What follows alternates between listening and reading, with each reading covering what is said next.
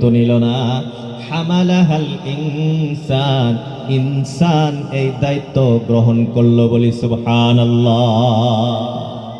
এখন বন্ধুরা আমার, আমি আপনি, মানুষ যে এত দামি, মানুষ যে সবার সেরা, মানুষ যে আশরাফুল মখলুকাত, এর কারণ হলো দায়িত্ব নেওয়া। বলে কিসের দায়িত্ব? বলে হামালাহাল ইনসান, আমানতের দায়িত্ব নিয়েছে। মানুষ এই আমানতটাকে গ্রহণ করার কারণে আল্লাহ রাব্বুল আলামিন মানব জাতিকে আশরাফুল মখলুকাত ঘোষণা করেছেন, মানুষকে সবার চেয়ে সম্মানিত ঘোষণা করেছেন। এর আল্লাহর গোলাম, এখন আপনি প্রশ্ন করতে পারেন, হুজুর এই যে আপনি বললেন আমানত, এই আমানত ব্যাখ্যা কি, আমানত অর্থ কি? কোরআনে কারীমের বিভিন্ন ধরনের ব্যাখ্যা করা হয়, তাফসীর করা হয়। কোরআনের সবচেয়ে দামি তাফসীর, সবচেয়ে দামি ব্যাখ্যা তাফসীরুল কোরআনি বিল কোরআন, কোরআনের ব্যাখ্যা কোরআনের মাধ্যমে, বলি সুবহানাল্লাহ। তো এই জায়গাতে আল্লাহ রাব্বুল আলামিন আমানত বললেন, এখন আমানতের ব্যাখ্যা কি, তাফসীর কি? আল্লাহ রাব্বুল আলামিন অন্য একটি আয়াতের ভিতরে বলেন, লাউ আনসালনা হাযাল কুরআন আলা জাবালিন লারাআইতাহু খাশিআন মুতাসাদ্দিআন মিন খাশিয়াতিল্লাহ। আল্লাহ রাব্বুল আলামিন বলেন, লাউ আনসালনা হাযাল কুরআন, আমি আল্লাহ যদি নাজিল করতাম এই কোরআনটাকে, আল্লাহ বলতেছেন যদি আমি এই কোরআনটাকে নাজিল করতাম আলা জাবালিন, কোন পাহাড়ের উপরে। আগের আয়াতের দিকে আপনি লক্ষ্য করেন, আল্লাহ রাব্বুল আলামিন বলতেছেন, ইন্না আরাদনাল আমানাতা আলাস সামাওয়াতি ওয়াল আরদি ওয়াল জিবাল। এই যে জিবাল, এটা হলো জাবালুনের বহুবচন। আল্লাহ এই আয়াতে বললেন জাবাল, ওই আয়াতে বলেছেন জিবাল। বোঝা গেল আগের আমানত আর এখনকার যে জাবাল, এই শব্দের দ্বারাই বোঝা যায় আগের আমানত অর্থ হলো আল কোরআন। কারণ আল্লাহ রাব্বুল আলামিন বললেন, আমি আসমান জমিন পাহাড় পর্বত সবাইকে আমানত দিয়ে দিয়েছিলাম, কেউ নেয় নাই, গ্রহণ করে নাই। এই জায়গাতে আল্লাহ রাব্বুল আলামিন উদাহরণ দিয়ে বুঝায় দিলেন, লাউ আনসালনা হাযাল কুরআন আলা জাবালিন লারাআইতাহু খাশিআন মুতাসাদ্দিআন মিন খাশিয়াতিল্লাহ। আল্লাহ রাব্বুল আলামিন উদাহরণ দিয়ে বুঝায় দিলেন যে পাহাড় পর্বত আসমান জমিন কেউ এই কোরআনটাকে গ্রহণ করে নাই। যদি পাহাড়ের উপরে আমি আল্লাহ এই কোরআনটাকে নাযিল করতাম, লারাআইতাহু, তাহলে তোমরা পাহাড়গুলিকে দেখতা খাশিআন মুতাসাদ্দিআন মিন খাশিয়াতিল্লাহ, যে পাহাড়গুলি আল্লাহ রাব্বুল আলামিনের ভয়ে পাহাড় চূর্ণ বিচূর্ণ হয়ে যাইত। বন্ধুরা আমার, বোঝা গেল দুই আয়াত, উভয় আয়াতটাকে যদি আমি আপনি একসঙ্গে করি তাহলে বোঝা যাবে যে আল্লাহ রাব্বুল আলামিন মানুষকে যে আশরাফুল মখলুকাত বানিয়েছেন, মানুষকে যে সবার চেয়ে দামি বানিয়েছেন, এই দামি বানানোর মূল রহস্য হলো আল কোরআন। এই দামি বানানোর মূল কারণটা হলো আল কোরআন। তো আল্লাহ বলেছেন হামালাকাল ইনসান, যারা ইনসান তারা কোরআনটাকে গ্রহণ করেছে। এখন এই জায়গা থেকে আরো একটা ব্যাপার আমাকে আপনাকে বুঝতে হবে। আল্লাহ বলেছেন হামালাহাল ইনসান, ইনসান কোরআনটাকে গ্রহণ করেছে। বোঝা গেল যারা কোরআনটাকে গ্রহণ করেছে, যারা কোরআন পড়ে, যারা কোরআন মানে, তারা হলো ইনসান। আর যারা কোরআন পড়ে না, যারা কোরআন মানে না, কোরআনকে বিশ্বাস করে না, তারা ইনসান না। একবারে স্পষ্ট কথা, যারা কোরআন মানবে, কোরআন মোতাবিক চলবে, তারা ইনসান। আর যারা কোরআন মানে না, কোরআন পড়ে না, তারা ইনসান না। তাহলে এখন আর একটা প্রশ্ন হইতে পারে, যদি যারা কোরআন মানে না তারা ইনসান না, তাহলে তারা কি? এর আগে আর একটা প্রশ্ন আমি আপনাদেরকে করবো, খারাপ লাগতেছে না তো আপনাদের? ভাই যারা কোরআন মানে না তারা জান্নাতি না জাহান্নামী? ভাই সবাই বলেন না, যারা কোরআন মানে না, কোরআনকে বিশ্বাস করে না, এরা জান্নাতি না জাহান্নামী? সবাই বলেন না কি? জাহান্নামী। এখন আসি একটা আয়াতের দিকে।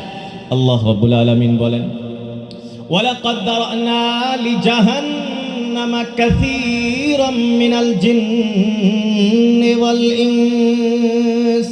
আল্লাহ রাব্বুল আলামিন বলেন, ওয়ালাকাদ দারানা লিজাহান্নাম, আমি আল্লাহ তৈয়ার করে রাখছি, বানায় রাখছি কিসের জন্য? লিজাহান্নাম, জাহান্নামে দেওয়ার জন্য তৈয়ার করে রাখছি। কতজনকে? কাসীরা, অধিকাংশ, বেশিরভাগ।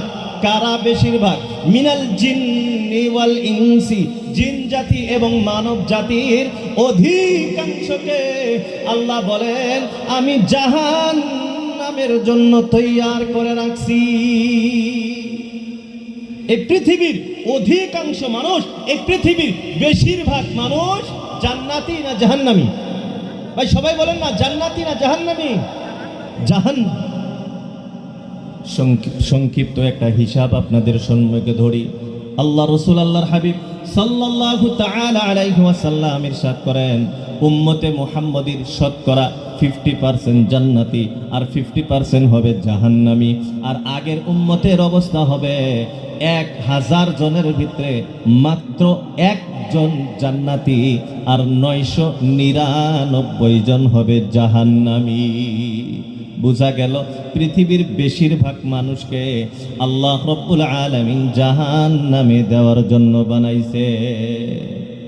আর এই আয়াতটাকে আপনি যদি আমাদের নিজের এলাকা বা বাস্তবতার সাথে, আপনি সমাজের সাথে মিলাইতে চান, আরামসে মিলাইতে পারেন।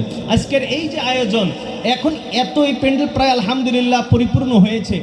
এর পরিপূর্ণ হওয়া সত্ত্বেও আপনারা সত্য কথাটা বলেন যে আজকে প্যান্ডেলের ভিতরে মানুষ কম না বেশি? প্যান্ডেলের ভিতরে কম না বেশি? কম। এখানে তো যে কয়টা আছে সব তো আলহামদুলিল্লাহ আমাদের মাদ্রাসার ছাত্র। বাহিরে যাদের জলসা শোনার দরকার ছিল কয়জন আছে? প্যান্ডেলের ভিতরে মানুষের সংখ্যা কম আর বাহিরে বেশি। আল্লাহ কি বলেন? ওয়ালাকাদ দারানা লিজাহান্নামা কাসীরা, আমি আল্লাহ অধিকাংশকে জাহান্নামের জন্য বানাইছি। মসজিদগুলোর দিকে আপনি লক্ষ্য করে দেখেন, নামাজির সংখ্যা কম না বেশি? বেনামাজি। তো আল্লাহ তো এই কথাই বলেন, ওয়ালাকাদ দারানা লিজাহান্নামা কাসীরা, আমি আল্লাহ অধিকাংশকে জাহান্নামের জন্য বানাইছি। এভাবে আপনি যে জায়গাতে লক্ষ্য করে দেখবেন গুনাহের ভিতরে মানুষের সংখ্যা বেশি। এখন আগে আসি আগের আয়াতের দিকে। আল্লাহ রাব্বুল আলামিন বলেন, আমি অধিকাংশ মানুষকে জাহান্নামের জন্য তৈয়ার করে রাখছি। এই জাহান্নামী মানুষের পরিচয় কি? এদের চিহ্ন কি? আল্লাহ রাব্বুল আলামিন আয়াতের শেষের দিকে উল্লেখ করে বলেন, উলাইকা কাল আনআমি বাল হুম আযাল্লু ওয়া উলাইকা হুমুল গাফিলুন। আল্লাহ রাব্বুল আলামিন বলেন, উলাইক, তারা কারা? আল্লাহ বললেন আগে, ওয়ালাকাদ দারানা লিজাহান্নামা কাসীরা, আমি আল্লাহ অধিকাংশ মানুষকে জাহান্নামে দেওয়ার জন্য তৈয়ার করে রাখছি। এই জাহান্নামী মানুষগুলো হলো, আল্লাহ বলেন উলাইক, তারা, তার মানে ওই জাহান্নামী মানুষগুলি, এদের অবস্থা হলো মতো, কিসের মতো? আল আনআম, চতুষ্পদ প্রাণীর মতো, গরু, ছাগল, ভেড়া ইত্যাদির মতো। আগে আল্লাহ বলেন না না, জানোয়ারের মতো না, বালহুম আযাল্লু, এদের অবস্থা এরা জানোয়ারের চেয়েও আরো নিকৃষ্ট। এখন বন্ধুরা আমার, আমি আপনি বুঝতে পারেছি আল্লাহ রাব্বুল আলামিন যে আগে বললেন ওয়া হামালাকাল ইনসান, যারা কোরআনে কারীমটাকে গ্রহণ করেছে তারা হলো ইনসান।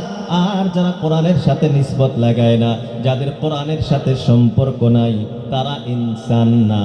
ইনসান না তাহলে কি?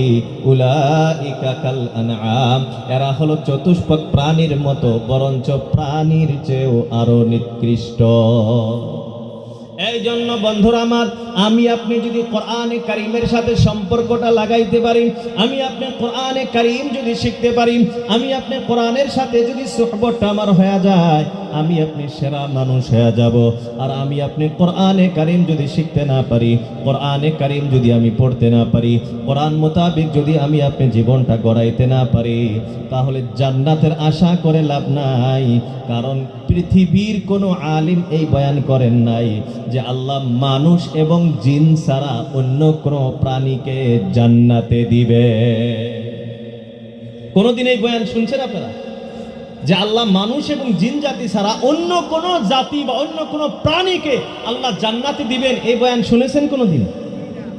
তো জান্নাত চাইলে, জান্নাতি হইতে চাইলে আমাকে আপনাকে কি হইতে হবে?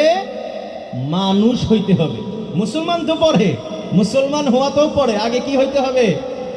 মানুষ। যারা মানুষ তারা জান্নাতে যাবে। এখন আরো একটা সিম্পল একটা উদাহরণ দিয়ে বুঝাই আপনাদেরকে। আল্লাহ আমাদেরকে সৃষ্টি করেছেন মানুষ, লাকাদ খালাকনাল ইনসানা ফি আহসানি তাকওয়িম। আল্লাহ সৃষ্টি করেছেন ইনসান, মানুষ হিসেবে। এখন আমি এই পৃথিবীতে যদি মানুষ হয়ে থাকতে পারি, মানুষ হয়ে যদি জীবন যাপন করতে পারি, আর আমি আপনি যখন মারা যাব যদি মানুষ হইয়া কবরে যাইতে পারি, তাহলে আমার আপনার জন্য বিনা হিসাবে জান্নাত। চিৎকার দিয়া বলি সুবহানাল্লাহ। আর আল্লাহ আমাকে সৃষ্টি করলেন মানুষ, কিন্তু আমি এই পৃথিবীতে মানুষ হয়ে থাকতে পারলাম না। আমি কবরে যখন চলে গেলাম মানুষ হয়ে যাইতে পারলাম না, জানোয়ার হয়ে আমি কবরে গেলাম। মুহতারাম দোস্ত আজিজ, তাহলে জান্নাতের আশা করে লাভ না। তো আমরা সবাই কোরআনওয়ালা হব তো ইনশাআল্লাহ? ভাই সবাই কোরআনওয়ালা হব তো ইনশাআল্লাহ? ভাই ইসলাম আপনাকে বাধা দেয় না, ইসলাম আপনাকে নিষেধ করে না আপনি ডক্টর হবেন, ইঞ্জিনিয়ার হবেন, প্রফেসর হবেন, এটা হবেন সেটা হবেন। ইসলাম আপনাকে বাধা দেয় না। আপনি যে শিক্ষা মনে চায় আপনি শিক্ষিত হইতে পারেন, কোনো অসুবিধা নাই, কিন্তু সাথে আপনাকে কোরআনের শিক্ষায় শিক্ষিত হইতে হবে। এখন আর লিমিটটা কি? কতটুক কোরআনের শিক্ষা আপনার ভিতরে থাকতে হবে? কতটুক শিক্ষা থাকলে আপনি মুসলমান? এটা তো একটা জানা দরকার আছে, আছে না নাই? একটা হাদিস বলে আমি সংক্ষিপ্ত এই ব্যাপারে বোঝানোর চেষ্টা করব ইনশাআল্লাহ। আল্লাহ রাসূল আল্লাহর হাবিব সাল্লাল্লাহু আলাইহি ওয়াসাল্লাম বলেন, ইযা মাতাল ইনসানু ইনকাতা আনহু আমালুহু ইল্লা মিন থালাথা, ইল্লা মিন সাদাকাতিন জারিয়া আও ইলমিন ইউতাফাউ বিহি আও ওয়ালাদিন সালিহিন ইয়াদউ লাহু। আল্লাহ রাসূল আল্লাহর হাবিব বিশ্ব নবী সাল্লাল্লাহু তাআলা আলাইহি ওয়াসাল্লাম ইরশাদ করেন, ইদা মাতাল ইনসান, যখন কোনো মানুষ মারা যায়, যখন কোনো মানুষ এই দুনিয়া থেকে চলে যায়, ইনকাতা আনহু আমালুহু, তার সমস্ত আমলের রাস্তাগুলি বন্ধ। এখন তার পক্ষে আর কোনো আমল করা সম্ভব হয় না। এর আল্লাহর গোলাম, আল্লাহর রাসূল, আল্লাহর হাবিব সাল্লাল্লাহু তাআলা আলাইহি ওয়াসাল্লাম যখন এই আলোচনা রাখলেন, সাহাবায়ে কেরাম দুঃখিত মন নিয়ে বসে আছেন, কারণ মরণ তো সবারই আছে। আমাকে আপনাকে সবাইকে তো একদিন দুনিয়া ছেড়ে চলে যাইতে হবে। এরে আল্লাহর গোলাম, সমস্ত সাহাবী মনটা দুঃখিত করে বসে আছে, আমি মরে গেলে তখন আমার কি অবস্থা হয়ে যাবে? আমার তো আর কোনো আমল বাড়বে না। আল্লাহর রাসূল, আল্লাহর হাবিব সাল্লাল্লাহু তাআলা আলাইহি ওয়াসাল্লাম সাহাবাদের এই অবস্থা দেখার পর আল্লাহর রাসূল জানায় দিলেন, ইল্লা মিন সালাতা, হ্যাঁ তিনটা আমল আছে। এই তিনটা আমল তুমি বেঁচে থাকা অবস্থায় কবরে যাওয়ার আগে এই তিনটা আমল যদি তুমি কইরা যাইতে পারো, তাহলে তুমি কবরে যাওয়ার পরেও তোমার আমল নামায় সওয়াব লেখা হবে। বলি সুবহানাল্লাহ। তিনটা এখনই বলবো না, খালি 3 নাম্বারটা বলতেছি। আল্লাহ রাসূল আল্লাহর হাবিব সাল্লাল্লাহু আলাইহি ওয়াসাল্লাম বলেন, আউওয়ালাদিন সালিহিন, তুমি এই পৃথিবীতে মরার সময় যদি সন্তান রেখে যাও, কেমন সন্তান? আল্লাহর রাসূল বলেন সালিহিন, নেককার সন্তান যদি তুমি রাখো। এই নেককার সন্তানের আবার পরিচয় কি? নেককার সন্তান আবার কাকে বলা হয়? আল্লাহর রাসূল আল্লাহর হাবিব সাল্লাল্লাহু আলাইহি ওয়াসাল্লাম নেককার সন্তানের পরিচয় দিয়া জানায়া দিলেন, ইয়াদউ লাহু, যে সন্তান তার মা বাবার মারা যাওয়ার পর দোয়া করে, দোয়া করতে পারে। এরে আল্লাহর গোলাম, এখন আমি আপনি যাদের ঘরে সন্তান আছে, আমি আপনি চিন্তা করে দেখি, আমি মারা যাওয়ার পর আমার সন্তান আমার জন্য দোয়া করতে পারে কি পারে না? এখন তো অনেকেই বলতে পারেন, হুজুর আমার ছেলের টাকা পয়সা আছে, মাদ্রাসার ছাত্রদেরকে দাওয়াত করবে, কোরআনের খতম পড়াবে, টাকা পয়সার মাধ্যমে দোয়া করবে। এরে আল্লাহর গোলাম, আল্লাহ রাসূল আল্লাহর হাবিব এই দোয়ার কথা বলেন নাই, তাহলে কোন দোয়ার কথা? বন্ধুরা আমার, এই এলাকায় তো মানুষ মারা যায়, এই এলাকাতে মানুষ মরে। আজরাইল চেনে, দেশ চেনে আজরাইল? আল্লাহ, আমি ভাবছি আজরাইল মনে হয় দেশ চেনে না, এত দূরের রাস্তা। চেনে, আজরাইল চেনে তাহলে? আর চিনবে না কে? বর্তমান তো নতুন, যা গুগল ম্যাপ মারলে তো সব চেনা যায়। তো আজরাইলের কাছে ম্যাপ নাই? অবশ্যই আছে। তো এই দেশে মানুষ মারা যায়, তো মানুষ মারা গেলে কি জানাজাও হয় না ডাইরেক্ট জানাজা হয়? তো জানাজা যে আমরা পড়ি, এই জানাজাটা এটা নামাজ না এটা দোয়া? সবাই বলেন না, নামাজ না দোয়া? দোয়া। আমরা সবাই জানি যে জানাজা এটা নামাজ না, এটা হলো দোয়া। কারণ আমরা যখন নিয়াত বান্ধি, যখন আরবিতে যখন নিয়াত করি, যদিও আরবিতে নিয়াত করা কোনো জরুরি না, কিন্তু আমি বুঝার জন্য বলতেছি, নামাজের নিয়াত করলে তখন কি বলি? নাওয়াইতু আন উসাল্লিয়া, নাওয়াইতু আন উসাল্লিয়া, সালাতের নিয়াত করতেছি, নামাজের নিয়াত। আর যখন জানাজা তখন কি বলি? নাওয়াইতু আন উআদ্দিয়া, যে আমি আদায় করার নিয়ত করতেছি। কি আদায় করার? আরবাআত তাকবীরাত, 4 বার আল্লাহু আকবার বলার নিয়ত। ওয়া দুআউ লিহাযাল মাইয়িত, আর আমার সম্মুখে যে মাইয়িতটা রাখা আছে, এই মাইয়িতের দোয়ার নিয়ত করতেছি, আমি এই মাইয়িতের জন্য দোয়া। বোঝা গেল কি? জানাজাটা নামাজ না, জানাজা হলো দোয়া। এখন জানাজাটা দোয়া, আর আল্লাহ রাসূল ওই আগের হাদিসে কি বলতেছেন? যে তুমি যদি তুমি মারা যাওয়ার পর এমন সন্তান রাখো যে সন্তান তোমার জন্য দোয়া করতে পারে, তার মানে তোমার সন্তান তোমার জানাজা পড়াইতে পারে, তাহলে তুমি কামিয়াব। তাহলে তুমি আব্বা হিসেবে তুমি কামিয়াব, বাপ হিসেবে তুমি কামিয়াব। এখন আপনারাই চিন্তা করেন, যে সন্তান জানাজা পড়ানোর মতো যোগ্যতা আছে, এ তো আর কোরআন পড়তে জানে না।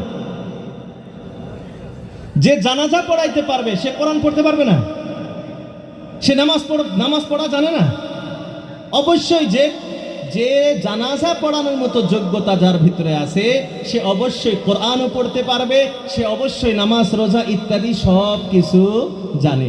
কিন্তু একটা কথা আলহামদুলিল্লাহ আমি খুশির সাথে বলি, এই যে একটা লেভেল, একটা লিমিট যে আছে পড়ার, জানাজা পর্যন্ত শিক্ষা, এই শিক্ষা ইসলামের ভিতরে হলো ফরজ। তলাবুল ইলমি ফরিদাতুন আলা কুল্লি মুসলিমিন ওয়া মুসলিমা, প্রত্যেকজন মুসলমান পুরুষ অথবা মহিলা দ্বীনি ইলম শিক্ষা করা ফরজ। এখন কতটুক দিন শিক্ষা করা ফরজ? এর লিমিট হলো জানাজা। জানাজা পর্যন্ত দিন শিক্ষা করা ফরজ। এখন যে জানাজা পর্যন্ত দিন শিখবে, তার ভিতরে নামাজের শিক্ষাও আসবে, রোজার মাসাইলও আসবে, হজের মাসাইল আসবে, কফন দফনের মাসালা আসবে। একজন মানুষ মুসলমান হইতে যতটুকু শিক্ষার প্রয়োজন, এতটুকু শিক্ষা এর ভিতরে এসে যায়।